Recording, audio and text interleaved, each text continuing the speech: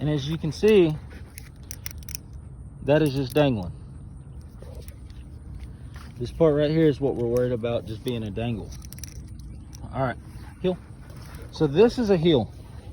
Walking out our left side, knee, no, here.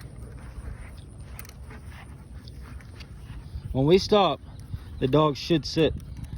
If he or she does not, what we're gonna do is we're gonna grab him by the clasp, or use the leash, cause a negative pressure with the collar, and we're gonna come, no, sit. And now that I've made her sit, she's doing good. So now if I want to continue to move, I'm gonna say heel. When I stop, they should sit. Because I never commanded them to sit, I'm able to keep walking and them do what they're supposed to. Nova, here. When they're smelling the ground like she is, like I said, it's a new spot. No, no, no. Minor corrections until we get their attention back on us. Nova, here. No. Good girl. So now what I'm gonna do, heel. If the dog's not, no, sitting as soon as we stop, I'm gonna, no, sit. I'm gonna command her to sit. I'm gonna make her to sit. But now, sit. Remember, because I commanded her to sit in the perfect world situation, no, sit.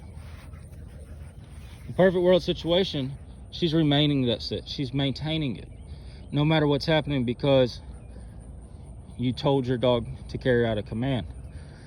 So with that being said, sit means to sit and stay. Sit and maintain that sit. Same thing with Nova, down. Same thing with down. So now it's important on y'all, for y'all to build that relationship up. So last time they watched y'all walk away, they had no idea where you were going. So now get a small leash, get a 6-foot leash, and work small sit stays and build that trust and that relationship back up, saying, hey, we're not going nowhere. We're right here. And then slowly, no ma'am, here, sit, down, down. Then what we're gonna, knee, no, down, down. All right, so now what we're gonna do is we're gonna work on the here command. On the here command, what we're doing is we're commanding the dog to come to our general area. So Nova, here, so she's hered. Now I wanna tell her heel. So she comes to my left side, and because I'm stationary, the dog should sit. If she doesn't, then I'm gonna grab the collar or the leash, and I'm gonna lift up and apply negative pressure, creating the dog to sit. Back to leash work on negative pressure, just like riding a horse. If we go right, there's gonna be tension on that leash right until they go where we want them to go. Same thing with left. If I want to go left, then I'm going to apply minor, minute pressure left until that dog carries out no, where I want. Now, let's go to pulling and slowing down. If they start pulling us, it's important that only when we first start out, this clasp is dangling. If that clasp is dangling and it starts coming up, then I can get that pop. No, I can put her back in place.